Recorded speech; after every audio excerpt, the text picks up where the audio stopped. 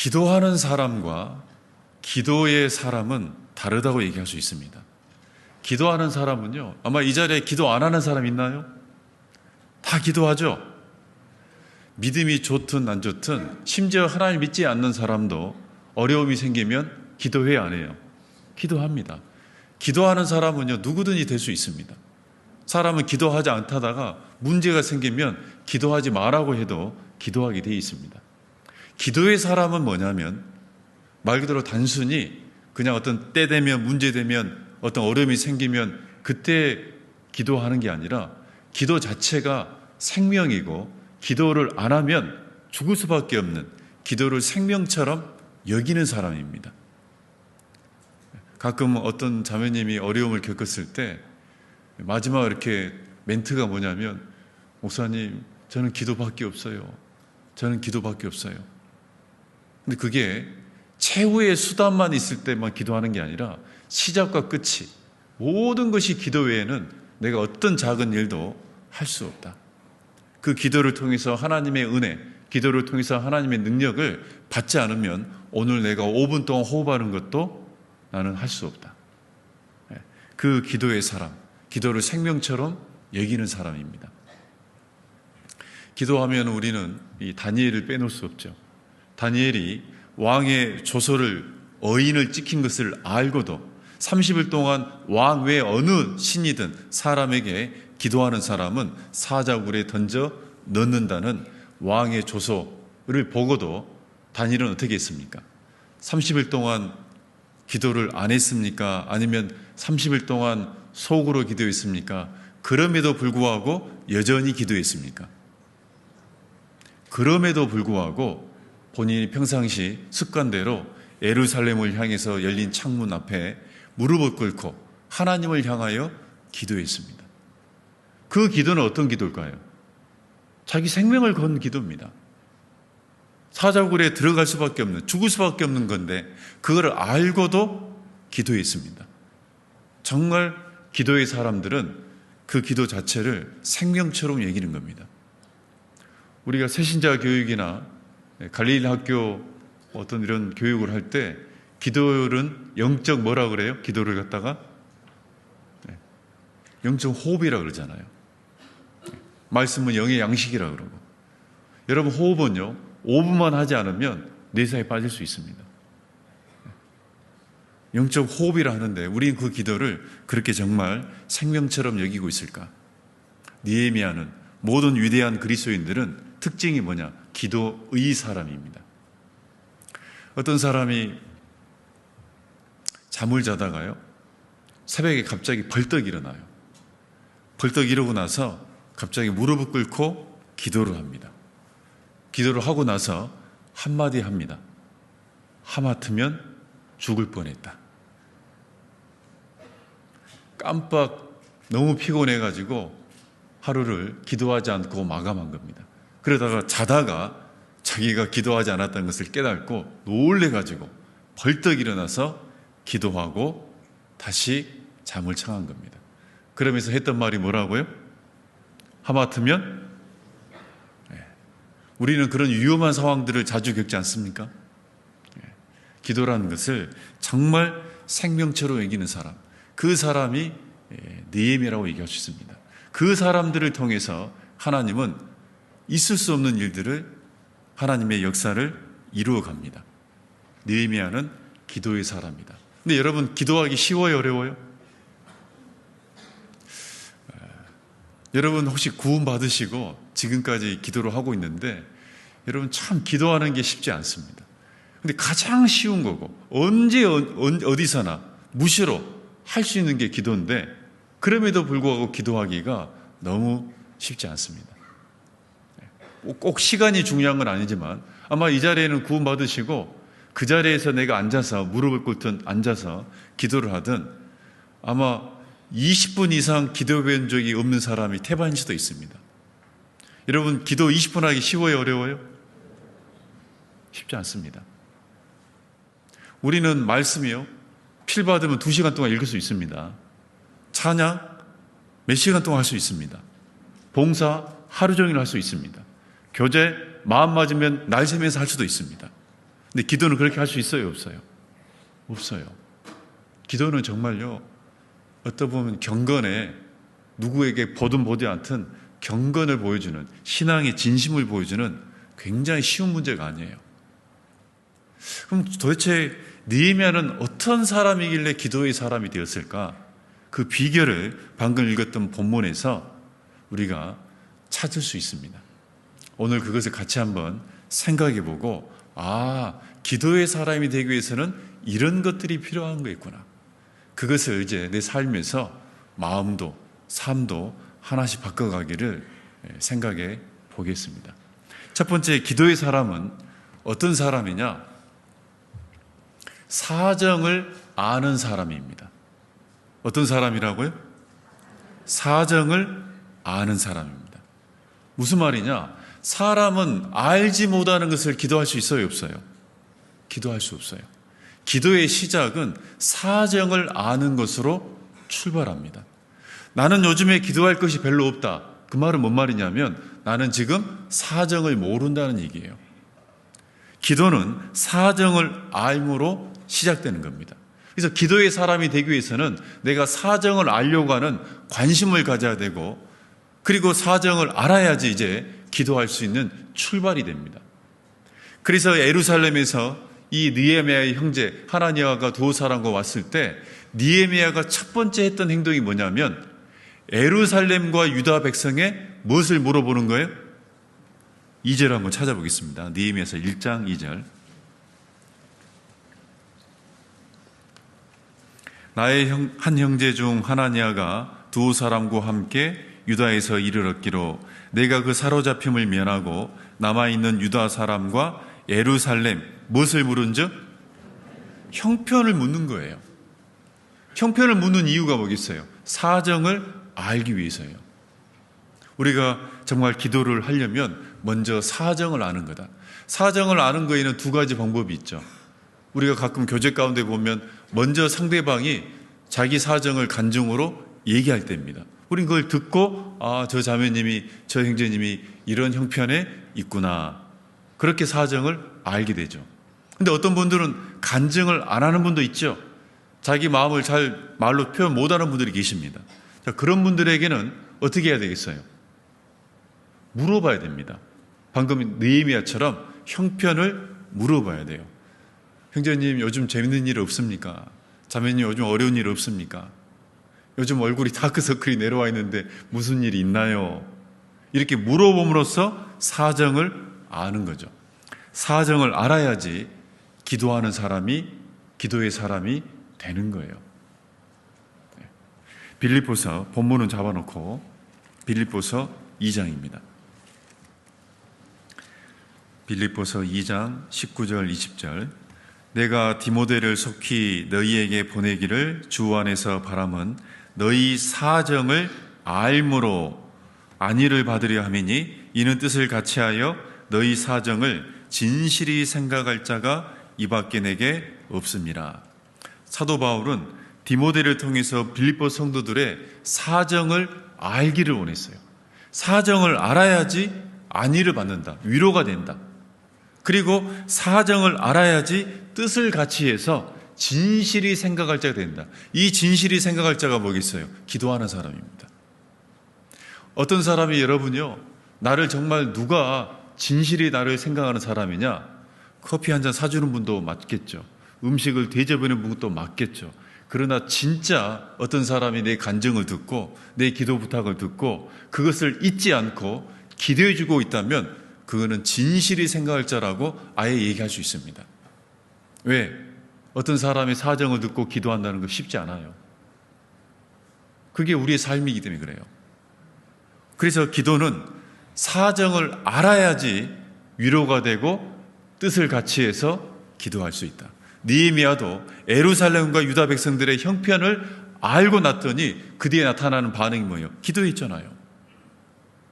사정을 아는 게 기도의 출발이 됩니다. 사정을 모르면 위로도 안 돼요. 잠언 29장 7절에도 보면 의인은 가난한 자의 사정을 알아주나 악인은 알아줄 지식이 없느니라. 의인은 어떤 사람이냐? 가난한 자의 사정을 알아줄 수 있는 사람이 의인이고, 알아줄 지식이 없는 게 뭐냐면 악인이라고 얘기합니다. 이것을 기도에 대해서 빗대어 보면 의인의 기도는 사정을 알고 하는 기도고, 악인의 기도는 사정을 모르는 기도다 얘기할 수 있습니다. 의인의 기도는 사정을 알고 기도하는 거예요. 호세아는 우리에게 강조했죠. 여호와를 알자, 힘써 여호와를 알자. 왜 하나님이 어떤 분인지를 알아야 될까? 우리가 하나님이 어떤 분인지를 알아야지 하나님 뜻대로 우리가 뭐 할 수 있기 때문에, 기도할 수 있기 때문에, 하나님의 사정, 하나님의 마음, 그것을 알아야지 하나님의 마음, 하나님의 뜻대로 우리가 기도할 수 있기 때문에. 그래서 알아야 된다는 거예요. 내 백성이 알지 못함으로 망하는도다. 미련한 자는 지식이 없으므로 죽느니라. 알지 못하는 것이 쉽게 가면 모든 신앙의 문제가 됩니다. 기도 또한 아는 것으로 시작된다는 거예요. 사정을 아는 거예요. 여러분 마음속에 내가 오랫동안 기도하는 제목이 있죠? 그 기도가 너무 중요한데도 불구하고 왜 응답이 이렇게 안 되고 있을까? 어찌 보면 그 문제에 맞지 않는 기도를 하고 있는지도 몰라요. 그 문제는 이렇게 큰 문제인데 나는 그 문제를 가볍게 여기고 그냥 대충 기도하고 있다면 이거 언제 이거 다 무너뜨릴 겁니까? 이거 그러지 않겠어요? 그 왜 이런 문제가 생깁니까? 사정을 모르니까 이런 문제가 생기는 거예요. 내 앞에 있는 이 문제가 얼마나 중차대한 일인지를 알지 못하면 가볍게 여기고 가벼운 마음으로 기도를 할 수도 있는 거잖아요. 우리 개인 기도도 마찬가지입니다. 여러분 우리 개인 기도도 왜 내가 내 개인적인 기도가 잘 안 되고 있을까? 그것은 한마디로 내 사정을 모르고 있는 거예요. 지금 하나님 앞에 나라는 사람이 지금 어떤 상황이 있는지를 내 사정을 모르고 있으면 나에 대한 기도도 여러분 올바르게 할 수가 없어요. 내 사정을 똑바로 알아야 돼요. 학계가 얘기한 것처럼 자기의 소위를 살펴볼지어다. 자기의 지금 형편을 너희들 돌아봐야 돼. 너희가 지금 어떤 형편에 있는지. 하나님 보실 때는 너무나도 위험한 상황이 있는데 나는 위험한 상황인지를 모르면 어떻게 하겠어요? 올바른 기도가 안 되는 거예요. 마지막 시대를 사는 교회를 상징하는 모습이 바로 라우디아 교회입니다. 아시아 7교회 마지막 교회죠. 이 라우디아 교회의 신앙의 상태가 뜨겁지도 않고 차지도 않고 뭐 했습니까? 미지근했습니다. 한마디로 라우디아 교회는 신앙이 미지근했습니다. 말씀에 대한 것도 미지근하고 교제에 대한 것도 미지근하고 봉사하는 것도 미지근하고 전도하는 것도 미지근하고 그리고 기도하는 것도 미지근하게 했다 지금 그 얘기입니다. 왜 라우디아 교회가 신앙이 기도 생활이 미지근했을까요? 그 이유는 딱 한 가지입니다. 찾아보겠습니다. 계시록 3장입니다. 요한계시록 3장 16절 17절입니다. 요한계시록 3장 16절 17절입니다. 내가 이같이 미지근하여 더웁지도 아니하고 차지도 아니하니 내 입에서 너를 토하여 내치리라. 그 이유가 17절에 나와 있죠. 내가 말하기를 나는 부자라 부요하여 부족한 것이 없다 하나 내 곤고한 것과 가련한 것과 가난한 것과 눈먼 것과 벌거벗은 것을 뭐 한다고요? 알지 못하도다. 한마디로 얘기하면요, 자기 형편을 제대로 알지 못하기 때문에 미지근했다는 겁니다. 자기 생각에는 나는 부자다, 부유해서 나는 부족한 것이 없다, 요즘 나는 특별히 문제 없어, 정말 너무 좋아, 삶만 나. 그런데 하나님 볼 때는 전혀 다른 형편이었습니다. 너 지금 부자가 아니다. 너는 부유해서 부족한 것이 없는 게 아니라 너는 지금 공고하고 가련하고 가난하고 눈멀었고 지금 벌거벗은 그런 상태에 있어. 네 상태를 지금 똑바로 모르고 있다는 얘기예요. 그러니 미지근하게 네가 살 수밖에 없다는 겁니다. 그래서 기도는요, 사정을 아는 것으로 시작되는 겁니다. 그거는 모든 신앙의 원리예요. 말씀도 마찬가지고 전도도 마찬가지입니다. 사정을 똑바로 알지 못하면 전도하는 것도 그냥 지나가는 거예요. 참 정말 우리가 내일 일을 안다면 참 좋겠어요. 만약에 내 사랑하는 이웃들이, 내가 전도할 대상이 만약에 예를 들어서 10일 뒤에 만약에 그 사람이 어떤 특별한 사고로 죽는다. 그걸 안다면 내일부터 있을 집회에 우리가 인도해야 되겠어요? 안 해야 되겠어요? 그런데 모든 사람은 10일 뒤에 죽는 게 아니라 모든 사람은 항상 같은 날 죽습니다. 오늘 죽습니다. 저도 짧은 인생을 살지만 사람은 다 언제 죽냐면 다 똑같은 날 죽어요. 오늘 죽어요. 여러분, 오늘 전화 받는데 내일 죽는다고 전화 받는 거 보셨습니까? 그런 적이 없어요. 다 오늘 갑자기 전화가 와요. 누구야, 누구 돌아가셨대. 누구야, 누구 돌아가셨대. 그래서 내일 자체를 굳이 하나님이 알 필요도 없어요. 사람의 생명은 오늘 달렸어요. 하루 동안에 무슨 일이 날렸는지 알지 못하는 게 우리의 삶이에요. 그걸 내가 분명하게 우리는 알잖아요. 그런 사정 속에서 살펴봐야 돼요. 전도의 문제도. 기도도 마찬가지입니다. 내 기도 생활도 마찬가지입니다. 내 형편을 여러분 알아야 돼요. 그래서 어찌 보면요, 우리가 무릎을 꿇을 때 먼저 생각할 게 뭐냐면, 하나님, 내가 알지 못하는 내 형편을 알게 해달라고. 다윗은 내가 알지 못하는 내 숨은 허물을 알게 해달라고 그렇게 기도했잖아요. 그럼 하나님은 알게 해줍니다. 우리 속에 있는 양심을 통해서, 우리 속에 있는 성령을 통해서 요즘 내 삶이 생각날 수 있도록 부족한 게 뭔지 알려줍니다. 그리고 그것을 내가 알아놨을 때 거기에 맞는 내 기도가 나와야 되겠죠. 회개할 건 회개하고, 정말 내가 더 열심히 해야 할 건 열심히 해야 되고, 더 내가 간절할 건 간절히 해야 되는 거잖아요. 기도의 사람이 되기 위한 첫 번째, 사정을 아는 거예요. 그런데 한 가지 문제가 있습니다. 사정을 안다고 해서 다 기도하는 건 또 아니에요. 사정을 안다 해서 100% 그러면 다 기도로 연결되는 거냐? 그렇지 않아요. 여러분도 한번 생각해 보십시오. 여러분들이 형제 자매들의 형편을 듣잖아요. 사정을 지금까지 얼마나 많이 들었습니까? 그거 전부 다 여러분 다 기도했습니까? 그렇지 못한 게 우리 현실이잖아요. 왜 사정을 듣고도 왜 우리는 기도로 연결되지 못할 때가 있을까요? 어떤 때는 기도로 연결되기도 합니다. 이 두 번째가 있어야 되는 겁니다. 느헤미야서 본문 1장을 돌아가겠습니다.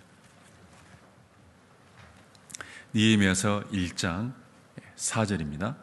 내가 이 말을 듣고, 예루살렘 형편을 들은 거죠. 이 말을 듣고 울고 수일 동안 슬퍼하며 하늘의 하나님 앞에 금식하며 가로되, 기도하여 가로되. 여기 보면 형편을 듣고 나서 느헤미야가 두 번째 반응이 뭐냐면, 그 큰 환난을, 핍박을 당하고 있다는 소식을 듣고 울었다고 되어 있습니다. 슬퍼했다고 되어 있습니다. 이것을 뭐라고 얘기하냐면 그걸 공감이라고 그래요. 뭐라고요? 어떤 사람의 형편을 듣고 마음으로 공감이 돼야 돼요. 공감되지 않은 것을 여러분 기도하기는 어려워요. 왜? 우리가 기도는 영적인 거고 마음에서 나오는 거잖아요. 마음으로 기도하고 영으로 기도하고. 그렇지 않습니까? 그래서 마음으로 공감하지 않으면 진짜 기도로 연결되기가 어려운 거예요. 기도의 두 번째 비결은 뭐냐면 사정을 알고 그 다음에 마음으로 공감하는 거예요. 아까 잠언 29장에 보면 의인은 가난한 자의 사정을 안다고 이렇게 안 돼 있고 알아준다고 돼 있습니다. 알아준다고. 이거 뭐냐면 공감을 얘기하는 겁니다. 그냥 지식을 얘기하는 게 아닙니다. 뭐는 뭐다 이게 아니라 그것을 마음으로 공감하는 거예요. 어떤 자매님이 다른 자매에게, 자매님, A라는 자매님이 이런 어려움이 생겼대요. 아, 그래요? 안 됐네요. 끝. B라는 자매한테 얘기했더니, 아, 그래요? 아이고, 힘들겠네요. 나도 그런 문제가 예전에 비슷한 문제가 있었는데, 아이고, 기도해 줘야지. 이게 두 번째가 뭐예요? 공감이에요. 공감해야 돼요. 공감해야만이 기도로 연결이 됩니다. 그런데 우리 시대는 다니엘이 얘기한 것처럼 많은 사람이 빨리 왕래하며 지식이 더하는, 지식은 엄청난 시대예요. 우리 시대는요.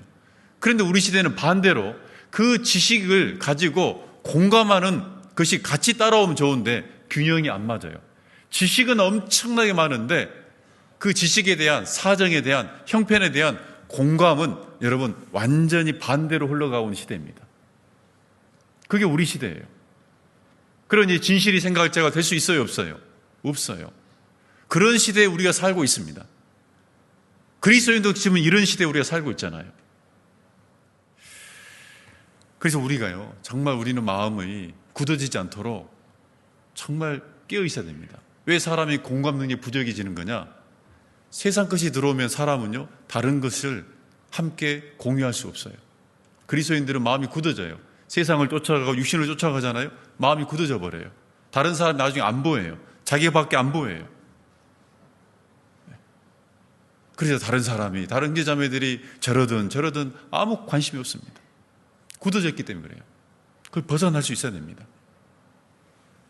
사정을 알고 공감할 수 있어야 돼요. 그런데 또 한 가지 문제가 있어요. 마음으로 공감한다고 해서 그럼 다 그럼 기도로 연결되는 거냐? 그렇지는 또 않아요. 그렇지 않는다는 게 문제예요. 어느 날 월요일 날이었는데요. 저희 자매가 늦둥이를 이제 출산을 했습니다. 막내를 출산해가지고 이제 몸을 푼다고, 몸을 도대체 어떻게 푼지는 모르겠지만 하여간 몸을 푼다고 이제 잠깐 한 3주 정도 친정에 처갓집에 이제 가 있었죠. 혼자 이제 있어야 되는데 월요일 날 뭐 모임도 없고 그러니까요. 저녁에 이거 저거 이제 라면 하나 끓여 먹고 TV를 봤어요. TV를 보니까 뭐가 나왔냐면 그 당시 정확한 제목은 모르겠는데 무슨 인생극장인가라는 타이틀이에요. 다큐멘터리예요.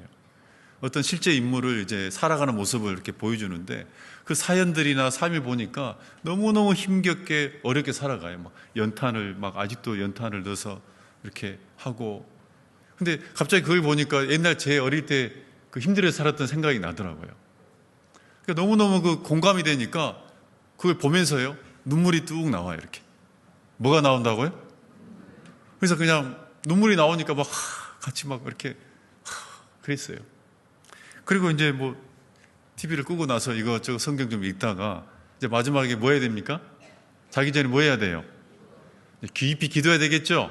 그래서 하루를 돌아보고 이것도 기도하고 저것도 기도하고. 그런데 문제는 뭐냐면 방금 TV 드라마에서 봤던 그 주인공을 위해서는 기도했을까 안 했을까요? 기도했을까 안 했을까요? 안 했습니다. 근데 눈물을 흘렸어 안 흘렸어요? 방금 전까지 같이 울면서 훌훌 짰어요. 그런데 그 사람을 위해서는 기도 안 했어요. 기도가 끝나고 나서 제가 갑자기 그 생각이 든 거예요. 너 방금 너 눈물을 흘렸던 존재가 있는데 그 TV 주인공을 위해서는 왜 너 기도하지 않았지? 눈물까지 흘렸잖아, 김동렬. TV를 보면서 그 사람의 사정도 알고 형편도 알고 살아가는 것도 알고 어려움도 알고 그리고 눈물까지 흘렸는데 왜 기도 안 했지? 이런 생각이 들더라고요. 그러다가 갑자기 그 주인공에서 우리 형제자매들로 딱 내 마음이 돌아서 봤어요. 그게 형제자매들 속에서도 제가 그런 모습이 있더라고요. 어느 날 봉사회 교제를 하는데요. 그 당시 제가 가운데 이렇게 앉아있고 뚝 이렇게 뺑 둘러서 이제 3, 40명 앉아가지고 이제 봉사회 교제를 하는데 이렇게 간증을 이제 돌아가면서 이렇게 순차적으로 하셔요. 근데 앞에 있는 형제님이 간증을 하는데 너무너무 어려운 일을 얘기하셔요. 그 얼음에도 자기가 견디면서 그 본인도 우시고요. 주변의 형제님들도 막 울었어요. 저도 앞에 이제 앉아 있는데 눈물이 나와요, 안 나와요? 근데 남자는 몇 번 울어야 돼, 인생에? 남자는 3번만 울어야 되거든요. 태어날 때 한 번, 부모님이 돌아가실 때 한 번, 그 다음에 나라가 망할 때 한 번이에요. 저는 늘 그게 딱 내 인생의 모토거든요. 강력하게 어떻게 해야 돼요? 절제를 해야 돼요. 눈물이 나오는데요. 우는 척 하기가 싫었어요. 그래서 눈물은 나오는데 어떻게 해야 됩니까? 빨리 손수건을 뽑아가지고 코를 닦는 것처럼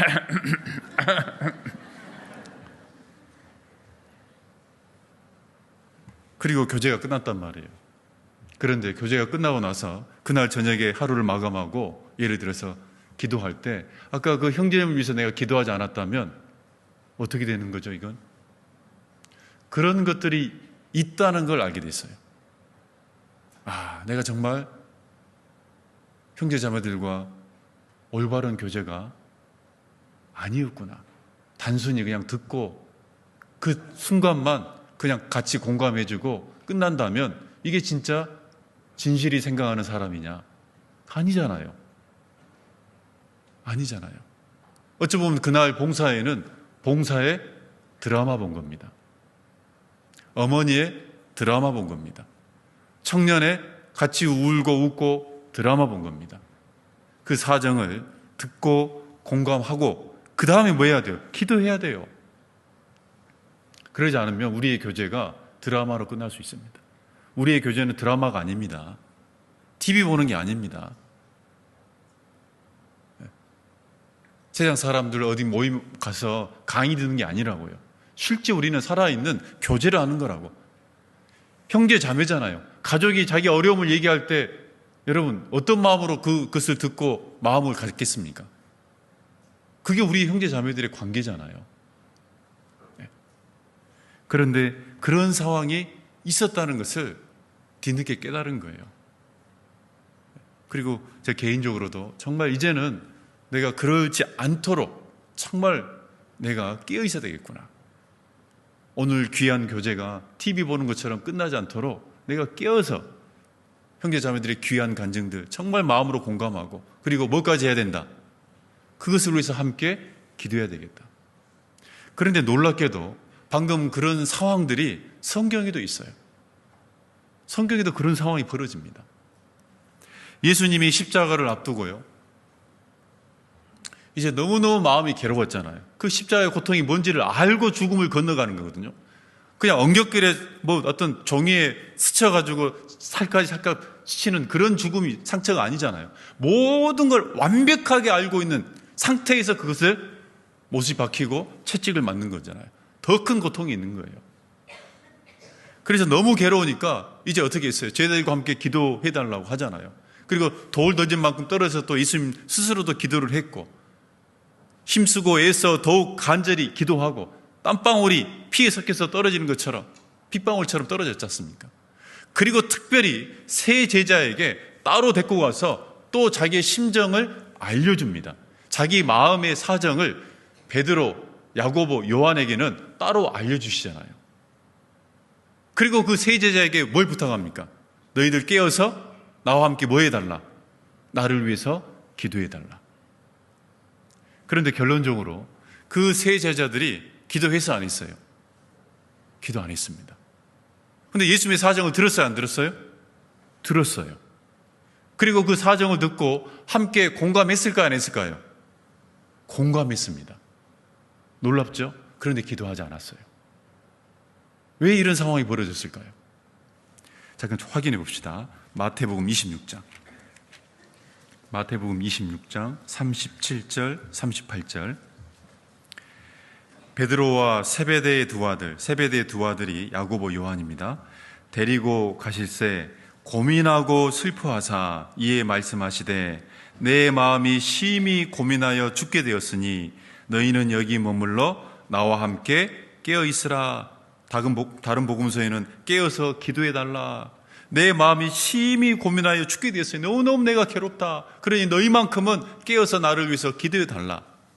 그런데 이 세 제자들이 그 말을 듣고 함께 슬퍼했습니다.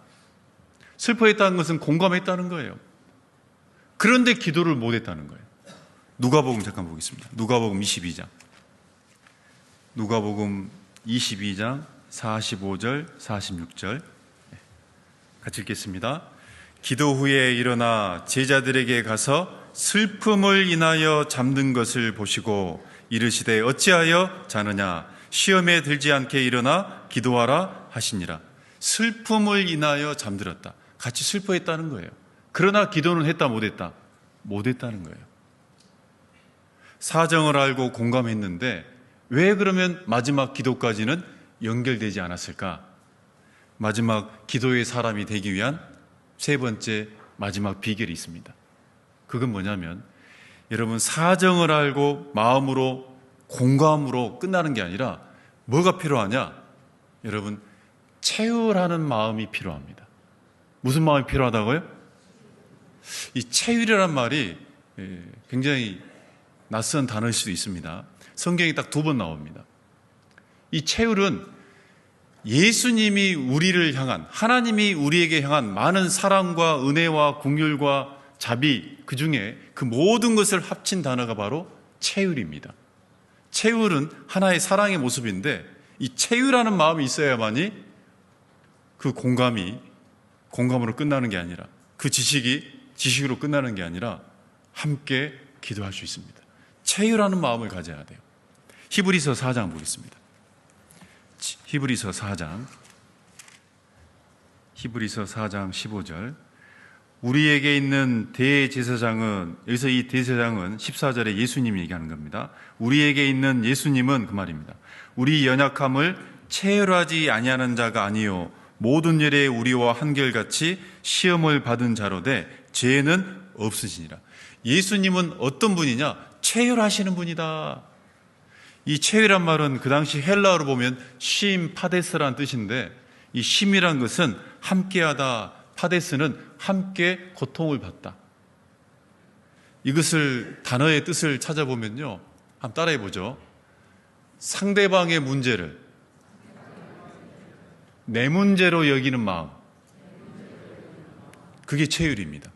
어떤 다른 사람의 문제를 자기 문제처럼 여기는 마음이 뭐냐면 체휼이라는 사랑이에요. 그게 있어야만이 우리는 진실이 생각할 자, 기도하는 사람이 될 수 있어요. 상대방의 문제를 내 문제로 여기는 마음. 예수님의 사랑은 늘 제자들을 부를 때도 자기 사람들을 사랑하시되 끝까지 사랑하시니라. 그 제자들을 자기 사람들 그래요. 자기처럼 여긴 거예요. 제자들의 그 상황을 자기 문제로 여기는 마음, 그게 예수님이 제자들을 바라봤던 체휼입니다. 그래서 베드로가 자기를 부인하고 그리고 그것에 실망해서 좌절할까 봐 그 문제가 예수님의 문제가 된 거예요. 그래서 베드로의 그 믿음이 떨어지지 않도록 내가 기도해 주겠다, 기도해 줬잖아요. 그 체휼이에요. 그게 상대방의 문제를 내 문제로 여기는 마음이에요. 그 마음이 있을 때 뭐예요? 기도를 할 수 있는 그 체휼을 이룰 수 있습니다. 모든 그리스도인들을 보면요, 위대한 그리스도인들을 보면은 늘 뭐예요? 상대방의 문제를 자기 문제로 여기는 그 마음을 가지고 살아갔습니다. 에레미야서 보면은, 에레미야 8장에 보면 딸 내 백성이 상하였으므로, 이스라엘 백성이 상하였으므로 나도 상하여 슬퍼하며 놀라움에 잡혔도다. 이스라엘 백성이 상하니까 내가 상한 것처럼 나도 상했다, 나도 슬퍼하고 놀라움에 잡혔다. 그게 체휼이에요. 사도 바울의 마음이 어떤 마음이에요? 주님의 마음이잖아요. 고린도 후서 11장입니다. 고린도 후서 11장 28절부터 29절까지. 이외의 일은 고사하고 오히려 날마다 내 속에 눌리는 일이 있으니 곧 모든 교회를 위하여 염려하는 것이라. 29절은 같이 읽어봅시다. 누가 약하면 내가 약하지 아니하며 누가 실족하게 되면 내가 애타하지 않더냐. 사도 바울은 누가 약해지면 자기가 약해진 것처럼, 누가 힘들어하면 자기가 힘들어지는 것처럼, 누가 실족하게 되면 내가 넘어지는 것처럼 애타하지 않더냐. 그게 체휼이에요. 상대방의 문제를 누구 문제로 여기는 거다? 내 문제로 여기는 문제예요. 우리 형제자매들은 그런 관계예요. 체휼의 관계로 우리는 형제자매가 되어 있습니다. 한 아버지 하나님 아래 우리 형제자매로 있어요. 네 문제가 누구 문제다? 내 문제다. 그 체휼을 주신 거예요. 그 마음을 가지고 하나님이요, 어떤 내가 살다가 그게 우연이든 어떤 공식적인 일상 속에서 알아지든 어떤 형제자매들의 어려움을 내가 알게 되잖아요. 다 알 수는 없습니다. 여기 앉아있는 분들이 서로가 다. 근데 어떤 사람이 형제자매 사정을 알게 되면 그거는 주님 뜻이에요. 네가 그것을 알고 어떻게 그 문제를 누구 문제처럼 여겨라, 네 문제로 여겨라. 그런 마음을 가지라고 주신 거예요. 우리가 보여지는 여러 가지 들리는 소리든 보여지는 거든 어떤 상황들, 형편들, 그 그거는 내가 정말 그걸 알고 공감하고 그것이 네 문제라 생각하는 마음으로 기도하라는 하나님의 인도하심이에요. 기도 좀 부탁한 거예요. 하나님이 보여줌으로써, 알게 해줌으로써. 그게 우리에게 주신 체휼이에요. 보세요. 어떤 형제님이 내 마음에 있어요.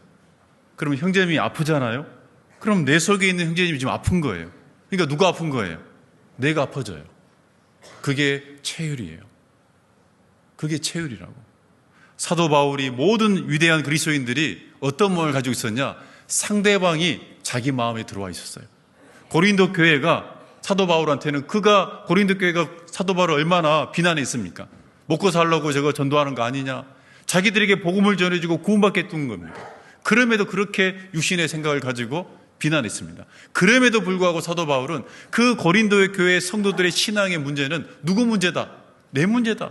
누가 약하면 내가 약하지 않고 누가 실조가 되면 내가 예타지 않더냐? 늘 내가 너희 문제가 내 문제처럼 여기는 마음을 가지고 있었습니다. 고린도후서 7장입니다. 그래서 본인 이렇게 하는 이유를 설명해 놨습니다. 고린도후서 7장 3절입니다. 7장 3절 제가 읽겠습니다. 내가 정죄하려고 이 말을 한 것이 아니라 이전에 말하였거니와 같이 읽어보죠. 너희로 우리 마음에 있어 함께 죽고 함께 살게 하고자 함이라. 함께 죽고 함께 산다. 운명 공동체다. 네가 죽으면 내가 죽는 거고 네가 살면 내가 사는 것처럼 이렇게 되는 것이 뭐냐면 체휼이에요. 근데 그 체휼은 어떻게 이루어지는 거냐? 그 앞에 보면 너희로 우리 마음에 뭐 하고 있다고요? 너희가 우리 마음에 있기 때문에 그렇다고. 너희로 우리 마음에 있어.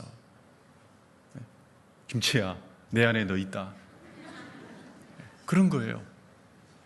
빌립보서 1장도 한번 보겠습니다. 신약성경 빌립보서 1장. 여기도 체휼이 뭔지를 보여주고 있죠. 빌립보서 1장 7절. 내가 너희 무리를 위하여 이같이 생각하는 것이 마땅하니 이는 이유가 있죠. 너희가 내 마음에 있음이며 나의 매임과 복음의 변명함과 확정함에 너희가 다 나와 함께 은혜에 참여한 자가 됨이라. 너희가 내 마음에 있음이며. 그거예요. 네 문제가 내 문제예요. 그게 우리에게 체휼이에요. 그래서 고린도서 12장에 보면은 교회가 뭔지를 보여주고 있잖아요. 한 지체가 영광을 얻으면 다른 모든 지체도 함께 즐거워하고 한 지체가 고통을 받으면 다른 모든 지체도 함께 고통하는 거잖아요. 네가 아픈 게 내가 아픈 것처럼 그게 하나님이 우리에게 주신 체휼이에요. 체휼. 상대방의 문제를 내 문제로 여기는 마음이에요. 체휼의 마지막이 뭡니까? 상대방의 문제를 내 문제로 여긴다는 건 뭐냐면 그게 책임감입니다. 그래서 가장 성숙한 사랑의 마지막은 책임감이에요. 그 사람의 사랑이 성숙했냐, 책임감이 있냐 없냐예요. 무슨 설레는 감정으로 사는 게 아니잖아요. 여기 우리 나이 드신 우리 형제님들, 우리 어머님들 인생 살아보니까 설렘으로 사는 거예요. 결국은 자식에 대한, 가정에 대한, 남편과 아내에 대한, 부모에 대한 책임감으로 우리가 사는 거예요. 결국은요. 그 책임감이 없으면 철딱선이 없어지는 겁니다. 주님의 사랑을 우리는 대속의 사랑이라고 그래요. 대속이라는 게 뭡니까 여러분? 한마디로 예수님이 김동영을 바라보면서 얘기하는 거예요. 하나님, 저 김동영의 제 문제 제가 담당하겠습니다. 김동영의 문제는 내 문제입니다. 그래서 제가 대신 책임지겠습니다. 세상 모든 사람의 죄, 하나님, 세상 모든 사람의 죄는 내 문제입니다. 그게 내 체휼이니까 제가 대신 갚겠습니다. 그래서 대속한 거예요. 그걸 우리에게 주신 거예요. 내가 너희를 사랑과 같이 너희도 서로 사랑하라. 그 사랑은 상대방의 문제를 내 문제로 여기는 그 체휼의 사랑입니다. 그걸 우리가 마음속에 누구나 있다는 걸 알아야 돼요. 그걸 다시 한번 내 마음에 불러일으킬 때 어떤 우리가 형편을 알아가는 것 그리고 공감하는 것 끝이 아니라 이제는 내 문제로 여기는 마음으로 함께 기도해 주는 거예요. 그게 기도의 사람이 가지고 있는 삶의 비밀입니다.